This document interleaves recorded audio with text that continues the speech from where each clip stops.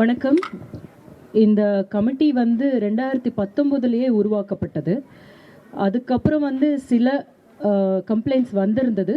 அதை நாங்கள் வந்து தீர்த்தும் வச்சுருக்கோம். அது ஏன் உங்களுக்கு யாருக்குமே தெரியாது அப்படின்னா, அதனுடைய தன்மையே அதுதான். அனானிமிட்டி, யாருக்கும் தெரியக்கூடாது அப்படின்றது தான் அதனுடைய தன்மையே.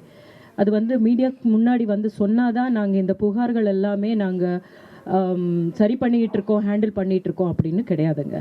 ஆனால் இப்போ வந்து ஒரு மிகப்பெரிய பூதாகாரமாயிட்டு இருக்கிற இந்த நேரத்தில் இன்னும் கொஞ்சம் தீவிரப்படுத்தணும், தீவிரமான ரொம்ப ஸ்ட்ரிக்டான விஷயங்களை நம்ம வந்து கையில் எடுக்கணும் அப்படின்றது நாங்கள் வந்து தீர்மானிச்சிருக்கோம். இதில் நடிகர்கள் மட்டும் கிடையாது. எல்லா இப்போ வந்து பாஷ் அப்படின்னு இருக்கும், சில கார்ப்பரேட் இதாக இருக்கட்டும், எந்த தொழிற்சாலையில் இருக்கட்டும், அதில் வந்து prevention of these sexual atrocities அப்படின்றது தான். அந்த ப்ரிவென்டிவான நடவடிக்கைகள் நாம் என்ன எடுக்கலாம் அப்படின்னு கூடி ஆலோசித்தது நாங்கள் மட்டும் கிடையாது. வழக்கறிஞர்கள் சுதா ராமலிங்கம், அதன் பிறகு இன்னொரு 2-3 பேரை நாங்கள் வந்து கேட்டுக்கிட்டு இருக்கோம். அப்புறம் கவுன்சிலர்ஸ், அதுக்கப்புறம் என்ஜிஓ சார்ந்தவங்க, அதாவது ஜெண்டர் இஷ்யூஸை ஹேண்டில் பண்ணிட்டு இருக்காங்க இல்லையா, என்ஜிஓஸ் சார்ந்தவங்க, இவங்க எல்லாரும் சேர்ந்து தான் இந்த கமிட்டியில் இருக்கும். அப்போ எங்களுக்கு ஒரு புகார் கொடுக்கறதுக்கு ஒரு நம்பரையும் அனுப்ப போகிறோம். அதே மாதிரி வந்து இமெயில் ஐடியும் உருவாக்கியிருக்கோம். இது வந்து இந்த நம்ம சங்கத்தில் இருக்கிற உறுப்பினர்களுக்கு எல்லாருக்குமே அனுப்பப்படும். முக்கியமாக பெண் உறுப்பினர்களுக்கு அனுப்பப்படும்.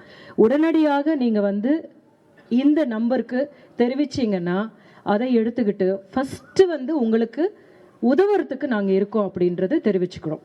ஸோ இந்த ப்ரெஸ் மீட் மூலமாக கூட, உங்கள் மூலமாக கூட இதை பார்த்துக்கிட்டு இருக்கிற நடிகர் சங்கத்தில் இருக்கிற பெண் உறுப்பினர்கள் அனைவருக்குமே என்னுடைய வேண்டுகோள் என்னவா இருக்குன்னா, உங்களுக்கு ஒரு குறுஞ்செய்தி வரும். அந்த நம்பருக்கோ இல்லைன்னா இமெயில் ஐடிக்கோ நீங்கள் உடனடியாக புகார் அளிக்கலாம். தைரியமாக இருங்க. உங்களை அந்த மாதிரியான ஒரு எந்த விதமான அத்துமீறலையும் நீங்கள் சகிச்சுக்க வேண்டியது இல்லை. இதன் மூலமாக நான் சொல்கிறேன். அதுக்கப்புறம் இது ஆக்ஷன் எப்படி எடுக்க போகிறோம் அப்படின்றது வந்து நாங்கள் அந்த ஒரு தீர்மானங்களில் நீங்கள் உங்களுக்கு ஏற்கனவே சொல்லியிருக்கோம். முதல்ல வந்து எங்கள் சங்கத்தின் சார்பாக ஒருத்தர் ஃபோன் பண்ணி பேசி, இப்படியான ஒரு புகார் உங்கள் மேலே வந்திருக்குங்க அப்படின்னு நம்ம பேசும்போதே அவங்களுக்குள்ள ஒரு அப்பா நம்ம செய்த தப்பு அப்படின்ற ஒரு உணர்வு வரும். அதுக்கப்புறம் அதை விசாரிச்சுட்டு அது உண்மை எங்கும் பட்சத்தில் 5 ஆண்டு காலம் இவர்களை வந்து இந்த நம்ம சினிமாவில் நடிக்க வைக்கக்கூடாது அப்படின்றத நாங்கள் தயாரிப்பாளர் சங்கத்துக்கு பரிந்துரைக்க போகிறோம், கேட்டுக்க போகிறோம். ஆனால் சங்கம் உங்கள் பின்னாடி இருக்குது அப்படின்னு எல்லா பெண் நடிகர்களுக்கும் நாங்கள் இங்கே இதன் மூலமாக சொல்லிட்டு இருக்கோம். நீங்கள் பயப்படாமல், எதுக்குமே நீங்கள் பயப்பட தேவையில்லை.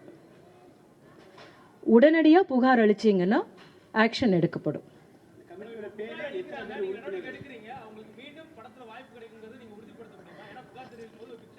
சார், அதுதான் வெளியே தெரியப்படுத்த போறது இல்லை சார். இப்போ எங்களுக்கு வந்து புகார் ஏற்கனவே வந்திருக்கு இல்லைங்களா, அந்த புகார்கள் வந்து உங்களுக்கு தெரியாது இல்லையா? இல்லை, அவங்க எல்லாம் நடிச்சுக்கிட்டே இருக்காங்க. இப்போ வந்து நிறைய பேருக்கு மேலே வந்து புகார் வந்திருக்கு. அதுக்கு நாம் ஒன்றுமே சொல்லாமல் இருந்துட்டாலும் நம்ம அப்படி இருக்கக்கூடாது.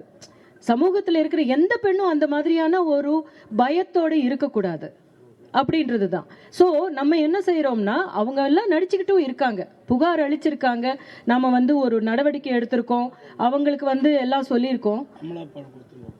அந்த பேர் சொல்லணுமான்னு தெரியல, வேண்டாம், பேர் சொல்ல வேண்டாம் இப்போ. அப்போ அதனால வந்து அவங்க நடிக்காம இருந்ததே கிடையாது. அதனால அதை சொல்லி பயமுறுத்த வேண்டாம் அப்படின்றத நம்மளும் சொல்ல வேண்டாம் இல்லையா?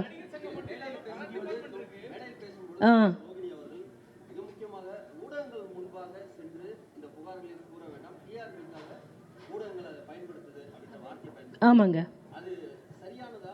இல்லை சார், நான் ஒரே ஒரு விஷயம் நான் கேட்குறேங்க, ஒரே ஒரு விஷயம். நீங்கள் கேட்ட கேள்வி எனக்கு தெரியுதுங்க.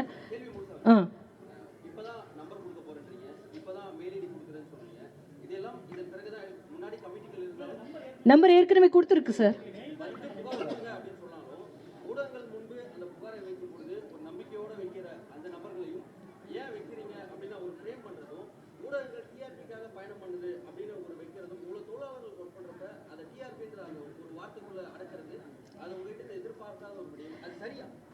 சரி, நான் இங்கே என்ன சொல்கிறேன்னா வந்து பெண்களுக்கு எதிரான இந்த மாதிரியான மீறல்களோ இந்த மாதிரியான குற்றச்சாட்டுகளோ எந்த துறையிலேயே வந்தாலும் பெருசுபடுத்துறதை விட சினிமா துறையில் இருக்கிற பெண்கள் மேலே வந்திருக்கிற புகார்களையோ இல்லை அவங்களுக்கு நடந்திருக்கிறதோ இல்லையோ அப்படின்னு தெரியறதுக்கு முன்னாடியே அதை வந்து மிகப்பெரிய ஒரு பூதாகாரம் ஆக்குறதோ. ஏன்னா சென்சேஷனலிசம் அப்படின்றது சினிமா நடிகர்களுடைய பெயர்கள் வந்தால் மட்டும்தான் அதிகமாக ஆகுது அப்படின்றதுனால மிகப்பெரிய அருவருக்கத்தக்க விதத்தில் வந்து எங்கள் பெண்களை பற்றி நடிகர்களை பற்றி உட்கார்ந்து பேசிக்கிட்டு இருக்கிறதும் இதை வந்து எங்களுக்கு எவ்வளோ புண்படும் அப்படின்றது உங்களுக்கு தெரியல. ஏன்னா வந்து எத்தனையோ பிரச்சனைகள் நடந்துட்டு இருக்கு. இப்போ வந்து கிருஷ்ணகிரியில் 13 வயசு பெண்கள் இருக்கு, 13 பேரை வந்து மிகப்பெரிய அத்துமீறல் ரேப் நடந்திருக்கு. அதை வந்து சென்சேஷனலைஸ் பண்றதுக்கு ஆனா அந்த இடத்துக்கு நம்ம போகக்கூடாது.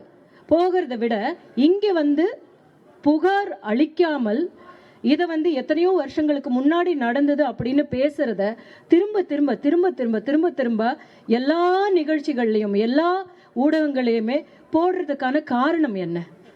ஏன்னா எங்க சினிமாக்காரங்களை பத்தி பேசினா மட்டும்தான் அதிகமாக உங்களுக்கு வந்து பார்வையாளர்கள் இருக்காங்க அப்படின்றது நீங்களும் ஒத்துக்கிட்டு தான் ஆகணும். இப்போ நான் என்ன சொல்றேன் இப்போ வந்து உங்ககிட்ட வந்து எந்த ஊடகத்துக்கு முன்னாடி வந்து பேசிக்கிட்டு இருக்கிறவங்க கூட அவங்க அந்த காலத்துல புகார் அளிச்சாங்களா அப்படின்னு நம்ம கேட்கணும். இப்போ நாம என்ன சொல்றோம்னா இப்போ நம்ம கிட்ட இந்த ரூல்ஸ் ரொம்ப ஸ்ட்ரிஞ்சன்ட் ரூல்ஸ் இருக்கு அப்படின்னு ஒரு தைரியம் கொடுக்க வேண்டிய இடத்துக்கு கொடுத்துருக்கிற இடத்துக்கு நடிகர் சங்கம் மட்டும்தாங்க போயிருக்கு. வேற எந்த துறையிலுமே வந்து இந்த மாதிரியான ஒரு தீர்மானங்கள் எடுத்திருக்கா அப்படின்னு நீங்க பாருங்களேன்.